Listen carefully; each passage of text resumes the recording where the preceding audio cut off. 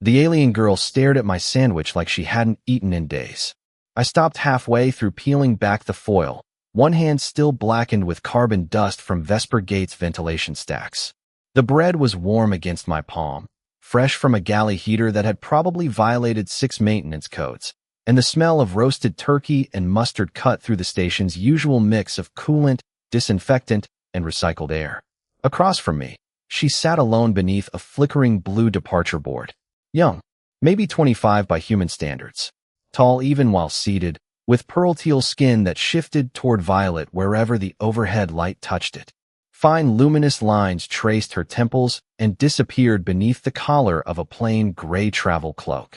Her hair was almost transparent, silver-white strands catching the light like fiber-optic cable. But it was her eyes that kept pulling mine back. Gold. 2 concentric pupils in each. And right then, all 4 were fixed on my lunch. You hungry? I asked. Her gaze snapped to my face. No, her stomach answered with a low, unmistakable sound. I looked at the sandwich, then at her. Strong argument. She straightened, fingers folding carefully in her lap. There was something oddly precise about the movement, as though someone had spent years teaching her how hands were supposed to rest. I possess no local currency. Good thing I didn't ask for any. I tore the sandwich in half. The foil crackled loudly between us. She watched every movement. When I held one half toward her, she didn't take it. Around us, magnetic luggage carts whispered over the polished deck. A docking clamp struck somewhere beyond the bulkhead with a deep metallic boom I could feel through my boots. What is required in return? She asked. Nothing. Nothing. That's usually how giving somebody half a sandwich works. She studied my face as if I had just presented her with an equation missing half its variables. I was too tired to care. 12 hours inside atmospheric scrubbers left my shoulders aching and my uniform smelling faintly of hot copper. My name was Ethan Mercer, Environmental Systems Technician, Night Rotation. 34 years old, Earthborn, and currently holding approximately half my remaining dinner toward the strangest woman in Concourse 7. Take it, I said. I'm not that hungry. That was a lie. My stomach had been complaining since the last coolant manifold inspection. Her eyes dropped to my half, then returned to the larger piece I was offering her. You divided it unequally. I glanced down. She was right. Occupational hazard. I fix machines. Never claimed I could measure bread. You kept the smaller portion. You noticed. Why? I shrugged and pushed the sandwich closer. Because you're hungrier. For several seconds, she didn't move. The station lights hummed overhead. Cold air spilled from a nearby service vent, carrying the sharp, sterile scent of ozone across the bench. Then her hand emerged from the cloak. Her slender fingers, faintly luminous at the joints, closed carefully around the foil without touching mine. Saelyra, she said. That your name? A small nod. Ethan. I lifted my half. Nice to meet you. She copied the gesture before taking the smallest possible bite. Then she stopped chewing. Her golden eyes widened slightly. Bad? I asked. She took another bite, considerably larger. Unexpected. That's station food. Unexpected is the nicest review it's gotten. Something changed around her mouth. Not quite a smile, but close enough. She ate slowly at first, then faster, though she kept trying to hide it by lowering the sandwich between bites. I pretended not to notice. What I did notice was the thin metallic band around her wrist. No passenger beacon. No transit authorization light. No medical ID. On Vesper Gate, even children carried at least one registry tag. Saelyra had nothing. Your ship delayed? I asked. Her fingers stopped. I have no ship. Travel group. No, someone meeting you. Her eyes shifted past me toward the enormous observation window. Hundreds of ships hung beyond the glass, their running lights drifting against the stars. Not anymore. I should have finished eating and gone home. Instead, I watched her fold the empty foil into a perfect silver square and hold it like something worth keeping. Then every departure board. In Concourse 7 blinked off at once. The advertisements vanished. The gate numbers disappeared. A low electronic tone rolled through the terminal, and Saelyra's head lifted before anyone else reacted.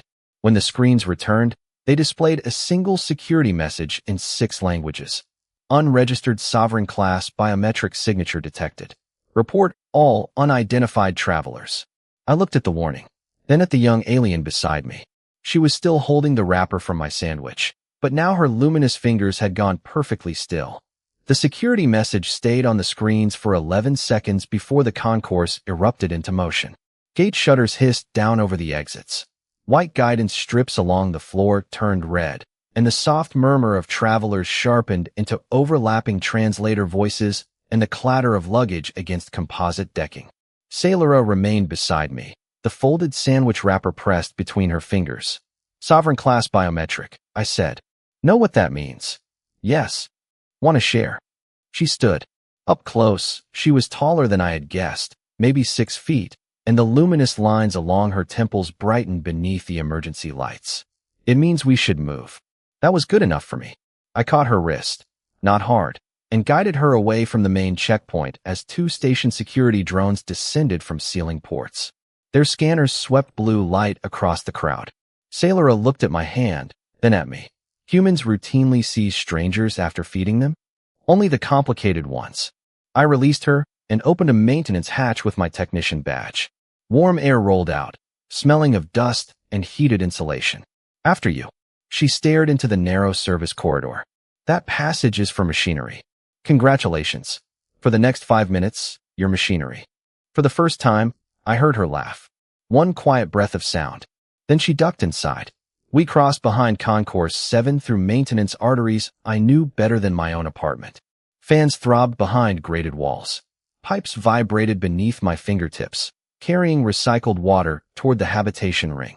Saelyra moved carefully, gathering her cloak away from grease-streaked conduits, yet she never complained. At junction C14, I stopped beside an old beverage dispenser reserved for maintenance crews. Water. She examined the machine. It requires identification. Everything here requires identification. I tapped my badge against the reader. The dispenser chimed and produced a clear pouch. I handed it over. Saelyra turned it twice, studying the valve. You don't know how to open that? Her chin lifted. Of course I do. She pressed the wrong side. Water sprayed across her cloak. I bit the inside of my cheek. Her gold eyes narrowed. You find this amusing? Not even a little. Your face disagrees. I showed her the valve. She watched with intense concentration, then drank. That was when the contradiction finally became impossible to ignore. She had recognized a sovereign biometric alert instantly. Earlier, she had read the station's legal notices in 3 languages without using a translator. Yet she couldn't operate a 20-credit drink pouch. Where are you from, Saelyra? Far from here. That's not an answer. It is geographically accurate. We reached the maintenance overlook above the civilian transit hub. Below us, thousands of travelers were being funneled through identity scanners. Cold blue light washed across the glass railing. The air smelled faintly of lubricant from the lift machinery. Saelyra stepped toward the window and studied the checkpoint with the detached focus of someone reviewing a diagram. They are violating Transit Compact Article 41, she said. Station security may suspend anonymous passage only after a verified threat declaration. I looked sideways at her. You can quote interstellar transit law but lost a fight with a water pouch. The pouch was poorly designed. Sure. A mechanical click sounded behind us. The maintenance door had locked. My wrist terminal flashed amber. Security override. Technician access suspended. Saelyra turned toward me. Your credentials. Frozen. Because of me? I didn't answer. Through the glass below, 3 security officers separated from the checkpoint and entered the employee lift. The floor indicator began. Climbing. Level 12. 13. 14. Saelyra reached inside her cloak. I caught her hand before she could remove whatever was there. No weapons. It is not a weapon. Then whatever it is can wait. The lift chimed 1 floor below us. I could have stepped away. I could have pointed at her and recovered my badge, my job, and probably the rest of my evening. Instead, I moved between Saelyra and the elevator doors. Ethan. Her voice had changed. Softer now. You do not know me. Nope. You do not know why they are searching. Also true. The indicator reached our level. I could hear boots inside the lift. Saelyra's fingers tightened around that little square of sandwich foil. Then why are you doing this? I looked at the half-empty water pouch in her other hand. Because 10 minutes ago you were hungry. 5 minutes ago you couldn't buy water, and right now you're alone. The elevator doors began to open. I planted my boots on the metal deck and raised both empty hands where security could see them. Stay behind me, I said. I'm taking responsibility for you. The elevator doors opened on 3 station officers wearing graphite gray armor, their helmet lamps cutting white bars across the dim maintenance deck. The lead officer raised one gloved hand. Step away from the unidentified traveler. I stayed where I was. Behind me, Saelyra said nothing. I could hear the soft hum of the ventilation fans, and, beneath it, the faint crackle of foil as her fingers tightened around the wrapper from my sandwich. She has a name, I said. Saelyra. She has no registry. The officer's scanner projected a red lattice over her body. No transit beacon. No citizenship record. No authorized biometric profile. She comes with us. Under what charge? His visor turned toward me. This is a security matter. That isn't a charge. The deck beneath my boots was cold enough to creep through the soles. Somewhere behind the wall, a coolant pump kicked on with a heavy mechanical thud, filling the air with the bitter smell of heated metal. The officer stepped closer. Mercer, your access has already been suspended. Do not make this worse. I pulled my wrist terminal up and opened Vesper Gate's civilian code. Saelyra leaned slightly around my shoulder. What are you doing? Probably getting fired. I found the provision I wanted. Civilian Transit Guarantee, Temporary Sponsorship. There. I turned the display toward the officers. Unregistered travelers can remain outside detention if a registered station resident accepts legal responsibility pending identity verification. The officer stared at the text. That statute is intended for displaced minors and refugees. Does it say that? Silence. Ethan, Saelyra said quietly, do not do this. I glanced back. Under the harsh emergency lighting, the luminous markings beside her eyes had dimmed almost completely. Why? You would become responsible for every regulation I violate. Planning to violate many? Her mouth opened, then closed. That is not the point. Sounds exactly like the point. I pressed my thumb to the sponsorship field. A warning filled the screen. Liability may include fines, employment sanctions, or criminal review. Confirm? The lead officer lowered his scanner. Mercer, think carefully. I remembered the larger half of the sandwich disappearing into Saelyra's hands. The way she had folded the wrapper instead of throwing it away. The fact that she had asked what I wanted in return, as though kindness was some currency she had never handled before. I pressed confirm. My terminal flashed green. Temporary sponsorship active. The officer's scanners changed from red to amber. Nobody moved for several seconds. Then the lead officer exhaled through his helmet filter. You have 12 hours to present her at civil registration. Understood. Missed the deadline, and both of you enter detention review. Understood. He pointed toward me. Your maintenance credentials remain suspended until this is resolved. That one landed harder. My badge controlled my shifts, my quarters, even the meal credits I had used to buy the sandwich. I unclipped it anyway and placed it into his waiting palm. The plastic felt strangely warm when it left my fingers. The officers returned to the elevator. When the doors closed, the deck seemed twice as quiet. Saelyra stared at the empty clip-on. My uniform. That object mattered to you. Mostly because I enjoy having a paycheck. Yet you surrendered it. Temporarily. She unfolded the sandwich wrapper. The silver square had been creased so precisely it caught the blue light in 4 perfect lines. Among my people, she said, food given without obligation is almost unknown. That sounds exhausting. It is efficient. Not the same thing. Her eyes lifted to mine. No, I am beginning to understand that. I started toward the public access stairs. Come on. We've got 12 hours to get you registered. She didn't follow. I turned. Saelyra stood beneath the emergency light, pearl teal skin glowing faintly against the dark machinery. Then she slipped the folded wrapper carefully inside her cloak. Ethan Mercer. Yeah. If we reach registration, they will ask me to identify myself. That's generally how registration works. She took one measured step toward me. And when I answer them truthfully, your life will not return to what it was. The warning tone from my terminal sounded once, beginning our 12-hour countdown. I looked at the stairwell, then back at her. Fine. I pushed open the door. Then we make sure you get there. Saelyra watched me for one long second before following, and behind us the timer continued counting down. We had made it less than 200 yards towards civil registration when Saelyra stopped beside a maintenance alcove and watched me crawl under a broken air recycler. Ethan, your 12 hours are decreasing. 11 hours, 43 minutes. I wedged my shoulder against the cold deck and reached into the machine. Its fan coughed in uneven bursts, blowing warm metallic air across my face. A family of 3 stood nearby, wrapped in faded thermal shawls, their small portable respirator flashing orange. "Registration is the other direction," Saelyra said. I noticed. I pulled the recycler's access plate free. Burned insulation gave off a bitter plastic smell. "Their filter cartridge is clogged. Is that your responsibility?" "Not anymore, technically." My suspended badge hung noticeably absent from my chest. Saelyra looked from the empty clip to the family. I bridged 2 contacts with my multi-tool. The recycler shuddered, whined, then settled into a clean hum. Cool air flowed through the vent. The smallest alien child pressed both hands against the grill and breathed deeply. Its mother offered me 3 dull copper credit chips. I closed her fingers around them. "Keep it." Saelyra's luminous markings brightened a shade. We kept walking. 10 minutes later, a cargo robot blocked the transit corridor, one wheel locked and its power indicator pulsing red. Travelers streamed around it without slowing. I knelt. "Again?" Saelyra asked. "Again. Your legal situation is deteriorating by the minute.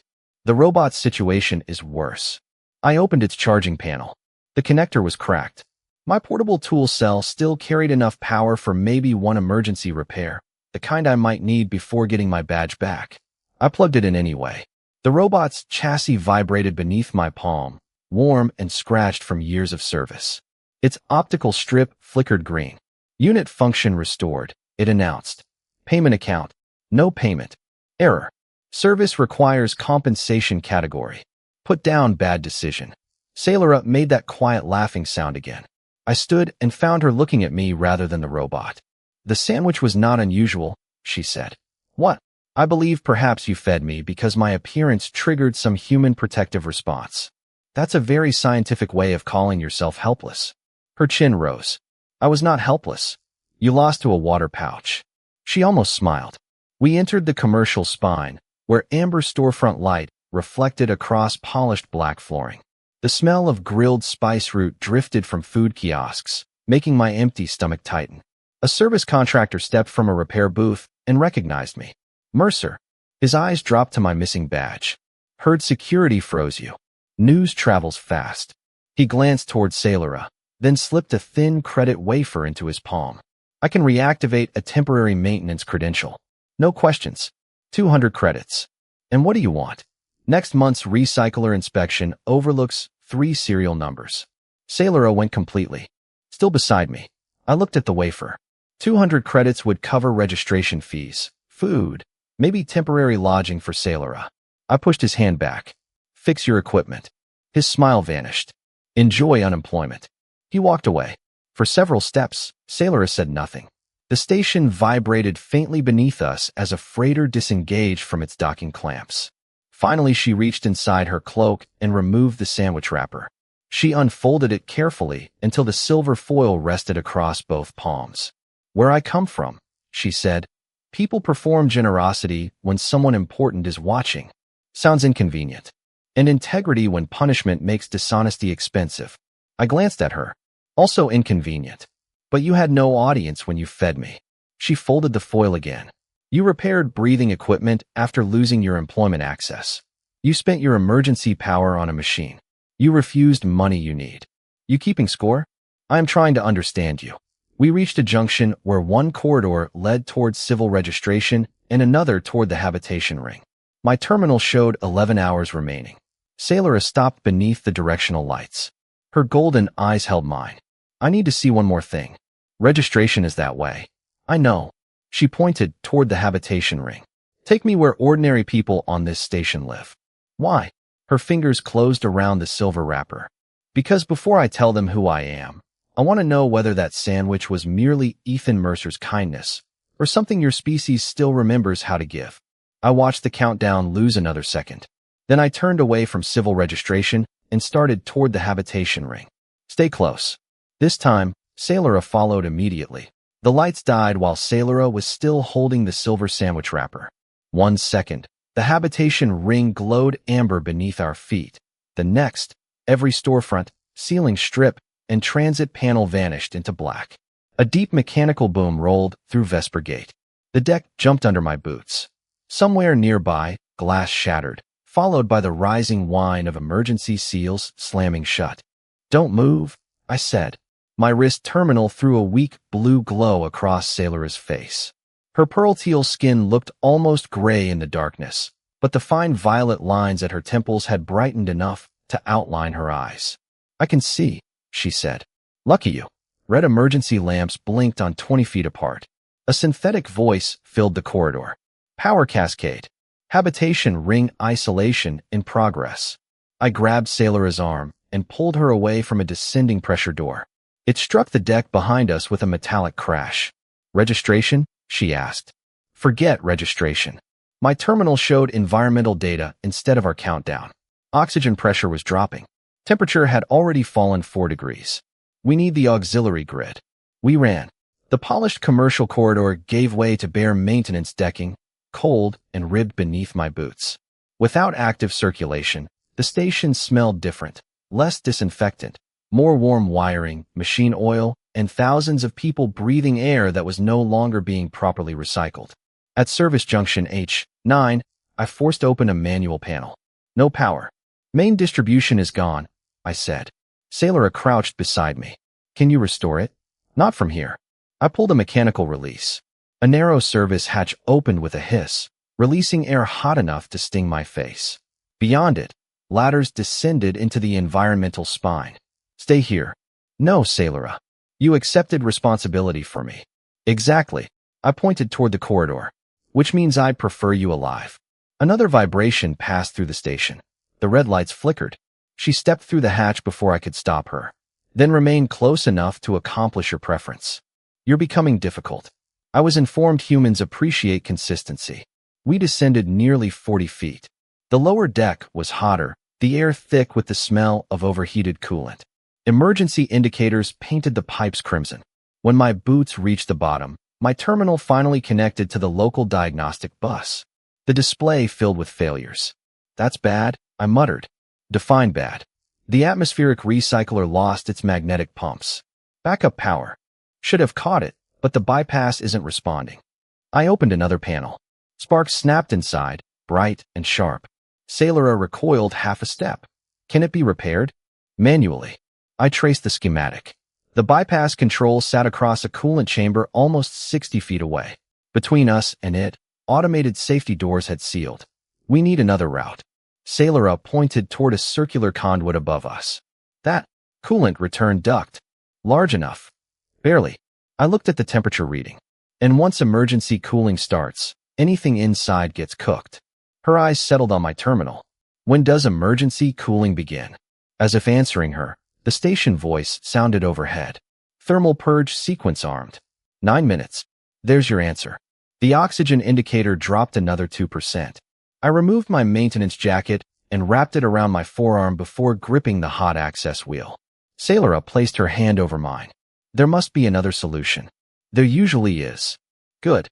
We have about 3 hours to find it." The announcement repeated. "Thermal purge in 8 minutes, 40 seconds." Her hand slowly left mine. I opened the duct. Heat rolled over us like air from an oven. Saelyra looked into the narrow darkness, then back at me.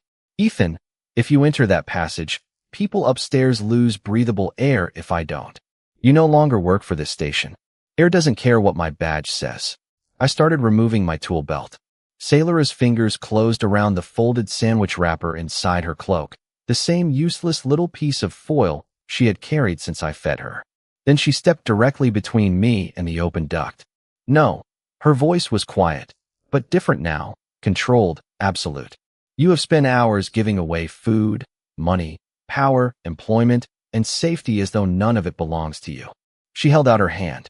"This time, Ethan Mercer, you will give me the better oxygen mask and let me help you." I gave Saelyra the better oxygen mask and lied about mine being almost as good. Hers was a sealed emergency unit with 30 minutes of clean air. Mine was an old maintenance respirator with a cracked charge indicator and a filter that tasted like hot pennies every time I breathed. She noticed immediately. "Exchange them." "No, Ethan. You wanted to help." "Help by wearing it." The thermal alarm pulsed through the environmental spine, each tone vibrating through the grated deck. Red light washed over the coolant pipes, and heat radiating from the open duct dried the sweat on my face almost as quickly as it formed. Thermal purge in 7 minutes. Saelyra stepped closer and reached for my mask. I caught her wrist. Listen to me. The bypass chamber is 60 feet in. I know the system. You don't. Then teach me. There isn't time. I clipped my tool pouch to my belt and dropped onto my knees before the conduit. The metal rim burned even through my jacket sleeve. Behind me, Saelyra's voice sharpened. Why do you keep choosing yourself? I looked back. What? The sandwich. Your employment. The power cell. Now this. Her golden eyes reflected the emergency lights in thin red crescents. Whenever something must be lost, you volunteer your portion. You were hungry. So were you. You needed the food more. According to whom? Me. For a second, only the cooling pumps answered, pounding somewhere behind the bulkhead like an enormous mechanical heart. Saelyra touched the folded foil inside her cloak. Why me? She asked. No ceremony in her voice now. No strange precision. Just 3 words. You do not know who I am. You do not know where I came from. You have no reason to believe my life is worth more than yours. I never said it was. Then why? The countdown dropped below 6 minutes. I tightened the respirator over my face. Because you're here. She stared at me. That is insufficient. It's enough for a human. I crawled into the conduit. The passage narrowed around my shoulders, ribbed alloy scraping my uniform while hot air pushed against my face. Behind me came a metallic clang. I twisted around. Saelyra had climbed in after me. You have got to be kidding. I am helping. By ignoring everything I said? I have observed this as also a human custom. I almost laughed, but the respirator made the sound a dry cough. We moved together. 40 feet. 50. The heat climbed past 120 degrees, and my palms stung through my gloves. Saelyra stayed several feet behind, her good mask whispering softly with each breath. At the final junction, we reached the manual bypass housing. Its status strip was dead. I jammed my multi-tool into the release seam. Nothing. Thermal purge in 3 minutes. Back up, I said. I braced both boots against the conduit wall and pulled. The housing finally snapped open, releasing a burst of air carrying the sharp smell of scorched circuitry. 3 fuse control relays stared back at me. Can you repair them? Saelyra asked. No, then we failed. Didn't say that. I reached deeper and found the mechanical valve beneath the electronics. Manual restart meant holding it open while someone else crossed the final 20 feet and engaged the bypass lever. I looked at Saelyra's mask, then at mine. My charge indicator blinked once and died. You go. No, Saelyra. No. Her voice filled the narrow conduit with a firmness I had not heard before. You will not give away another piece of yourself simply because I am standing nearby. Then we both stay here and everybody upstairs runs out of air. That stopped her. I placed her hand on the valve. Hold this until I reach the lever. Then let go when the green light comes on. And if the purge begins first. I met those strange golden eyes through the red emergency glow. Then you crawl back. Without you. That's the deal. She shook her head. I turned before she could argue and crawled toward the bypass lever. The metal beneath me was almost too hot to touch. Thermal purge in 90 seconds. 20 feet became 15. Then 10. My respirator pulled against empty filters. Behind me, Saelyra called my name. I reached the lever and wrapped both hands around it. It refused to move. I pulled harder. Somewhere inside the wall, machinery groaned awake. Ethan, the lever dropped. Green light flooded the conduit. Fresh air thundered through the system, and the sudden pressure threw me sideways against the metal wall. My vision narrowed to a bright tunnel. The last thing I heard before everything went black was Saelyra screaming my name, not like a stranded traveler anymore, but like someone who had never before discovered there were commands the universe could refuse. I woke to the taste of copper and Saelyra's hand wrapped around mine. White medical light burned through my eyelids. A recovery monitor chirped beside my head, steady and irritating, while cool oxygen whispered through a tube beneath my nose. My ribs hurt when I breathed. My left shoulder felt packed with hot sand. You're squeezing, I muttered. Her fingers released mine instantly. You were unconscious. That usually makes people easier to hold hands with. Saelyra stared at me from a chair beside the medbed. Soot darkened one side of her gray cloak. The luminous lines along her pearl-teal neck pulsed faintly beneath the sterile light, and the silver sandwich wrapper was still tucked safely inside her collar. "How long?" I asked. 47 minutes. "The recyclers?" "Operational." I let my head sink into the pillow. "Good. You nearly stopped breathing." "Less good." She stood so quickly the chair legs scraped across the floor. "That is all you have to say?" I looked at her. "What do you want me to say?" Saelyra opened her mouth, but the room lights suddenly dimmed. A low vibration passed through the medical deck. Not an explosion. Too smooth. Too deep. The water in my cup trembled in perfect circles. Then another vibration joined it. Then another. Saelyra turned toward the observation window. I followed her gaze. Stars had disappeared behind ships. Black vessels slid out of jump space one after another, enormous and silent, their hulls edged with pale gold running lights. 10 became 50. 50 became hundreds. Some were nearly a mile long. Others formed precise defensive rings around Vesper Gate until the station looked trapped inside a mechanical eclipse. My monitor accelerated. "Those aren't station rescue ships." Saelyra didn't answer. The door opened. 2 medical attendants entered, followed by the same security officer who had taken my badge. He stopped when he saw Saelyra. His face had lost its color. "Mercer," he said, "can you stand?" "Depends why. We need this room cleared." Saelyra moved between him and my bed. "He stays." The officer froze. It wasn't loud. She didn't threaten him. But something in those 2 words made every person in the room stop moving. A transmission sounded over the station speakers. Not the automated voice I knew. This one was deeper, formal, translated simultaneously into dozens of languages. "Vesper Gate, maintain position. All docking traffic is suspended. By authority of the Concord, no vessel will depart until the Sovereign is secured." I looked through the window again. More warships emerged. "The Sovereign," I said. Saelyra's eyes remained on the fleet. The security officer slowly lowered his head. Then he bent one knee. The medical attendants followed. I pushed myself upright despite the protest from my shoulder. "Why is everybody kneeling?" Nobody answered me. The officer's gaze stayed fixed on the floor. "Your Radiance," he whispered, "forgive us. We did not know." The room went silent except for my monitor. I looked at Saelyra. Gray travel cloak. Sit on her cheek. My larger half of the sandwich gone hours ago. The same young alien who couldn't open a water pouch. Saelyra. Her double-ring pupils shifted toward me. Before she could speak, the observation window brightened with hundreds of synchronized running lights. Every ship outside rotated into ceremonial formation, bows facing Vesper Gate. I swung my legs off the bed. The deck was cold beneath my bare feet. "Ethan, you should lie down." "Not happening." I pulled the oxygen tube away and stood, unsteady but upright. "They're here for you." Her fingers touched the folded foil beneath her cloak. "Yes. All of them." She looked past me at the fleet, then back at the man who had split his last meal with a stranger. "Yes." I waited for the explanation. Instead, Saelyra stepped toward the door.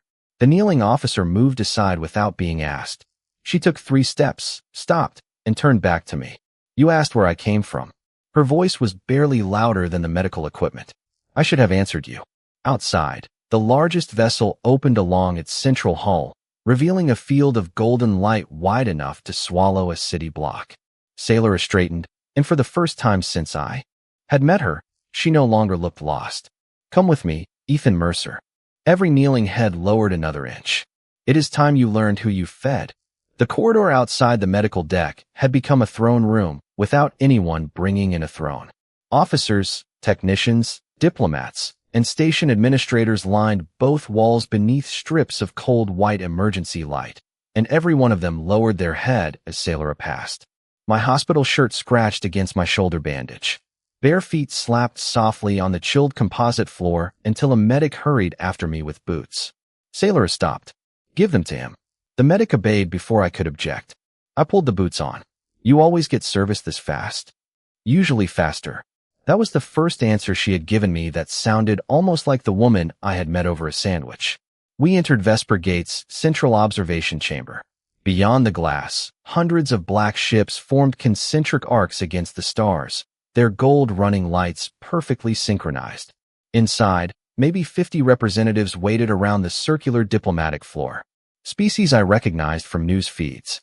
governments whose trade agreements could move entire planetary economies. Every conversation stopped when Saelyra entered. Then they knelt. All of them. I stayed standing because nobody had told me not to. Saelyra walked to the center of the chamber and removed her gray cloak. Beneath it was no hidden armor, no jeweled uniform, only a plain dark travel suit.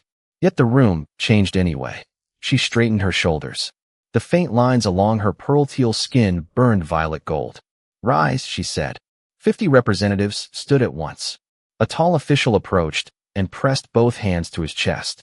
"Sovereign Saelyra of the Concord, the Crown Fleet has secured Vesper Gate. Preliminary systems analysis confirms deliberate interference with the emergency grid." "Casualties?" she asked. "None." Her eyes moved to me. "Because of him." Every face followed. I suddenly missed the ventilation ducts. "There is more," the official said. "Had your radiance been lost here, the succession protocols would have activated before confirmation." 3 regional fleets had already begun mobilization. Saelyra's jaw tightened. "Stand them down. Immediately. No retaliation against Vesper Gate. No collective penalties. Investigate the failure through Concord law." The official bowed. "As you command." I stepped closer. "Saelyra." She turned. "Sovereign?" I asked. Silence spread across the chamber. She reached into her cloak and took out the folded sandwich wrapper. Somehow that little square of foil looked stranger in her hand than the warships outside. "The Concord governs the recognized member systems," she said. "Its treaties bind nearly every inhabited region mapped by our civilizations." I looked through the glass. "You're telling me you're a president?" One diplomat made a choking sound. Saelyra's mouth almost curved. "Your language has no precise equivalent." "Queen." "Closer." "Of what?" Her double-ring pupils held mine. "The political order your species commonly calls the galaxy." I stared at her, then at the kneeling security officer near the entrance, then at several hundred warships. "You couldn't open a water pouch." A few diplomats looked horrified. Saelyra actually smiled. "That remains poorly designed." A breath of laughter escaped me before my ribs reminded me not to. She unfolded the foil between us. I left a royal convocation without announcing my route. I wanted to move through a station where nobody knew my face. I wanted to see what people became when power was absent from the room. Her thumb smoothed one crease. Then I became hungry. The memory returned with ridiculous clarity, warm bread in my hand, mustard on the foil, her eyes following every bite. "So this was a test?" "No," her answer came instantly. "That is what matters." She stepped closer. "I did not arrange your kindness, Ethan. I did not command your sacrifice. I did not know you existed until you broke your meal in half." The chamber stayed silent. Saelyra turned toward the assembled council. "Restore Ethan Mercer's employment credentials. Cancel every sanction issued because he protected me." An official bowed. "And his reward?" "Whatever he requests." Screens around the chamber illuminated with numbers large. Enough to buy neighborhoods, ships, perhaps entire orbital estates. Titles followed. Estates. Diplomatic rank. Lifetime credit guarantees. I looked at them, then at Saelyra. She was watching me with the same golden eyes that had watched a sandwich cross the space between us. "I don't want any of that." The council stirred. Saelyra didn't. "Then name what you want." I rubbed the edge of my bandage. "Did you get enough to eat?" Nobody moved. Saelyra looked down at the old foil in her hands. When she raised her eyes again, she folded it once more and closed her fingers around it. "No," she said softly. I nodded toward the door. "Then when this is over, I owe you the other half." Behind her, an entire galaxy waited for orders. Saelyra gave none. She simply looked at me and said, "I will hold you to that." 3 months later, I was back on the night shift when a royal starship parked outside my lunch window. My restored maintenance badge hung from my chest, scratched in the same corner as before. Vesper Gate had offered me promotions. The Concord had offered me an estate, diplomatic rank, and enough credits to stop crawling through ventilation systems forever. I had turned them down. So at 2:17 a.m., I was sitting beneath the same blue departure board with coolant dust on my sleeves and a turkey sandwich warming my hands. The station smelled of fresh bread, disinfectant, and hot circuitry. Beyond the observation glass, docking lights drifted across the stars. Then the entire concourse went quiet. I looked up. A black vessel nearly half a mile long had settled beside Vesper Gate, without appearing on the public arrival board. Gold light traced its hull. Travelers stopped walking. Dock workers lowered their tools. A security officer started to kneel. "Don't," a familiar voice said. Saelyra crossed the concourse alone. No royal cloak. No crown. No procession. She wore a simple, dark travel suit. Her silver-white hair loose over her shoulders, the violet-gold lines along her pearl-teal skin glowing softly beneath the station lights. Everyone watched her. She watched only me. "You're late," I said. "I rule several thousand inhabited systems." She sat across from me. "Scheduling remains difficult." "Sounds like poor management." Her double-ring pupils narrowed. "You speak to the sovereign of the Concord with remarkable disrespect. You still owe me for a water pouch." That quiet laugh returned. For a moment, the warship outside might as well not have existed. I placed the sandwich on the table between us. Saelyra looked down at it. "You remembered. You said you'd hold me to it." I peeled back the foil. Warm mustard and roasted turkey filled the cold, recycled air. Then I cut the sandwich into 2 pieces. Saelyra studied them carefully. "Those are unequal." "I know." I pushed the larger half toward her. She didn't take it. Instead, she rotated the plate and pushed the larger piece back to me.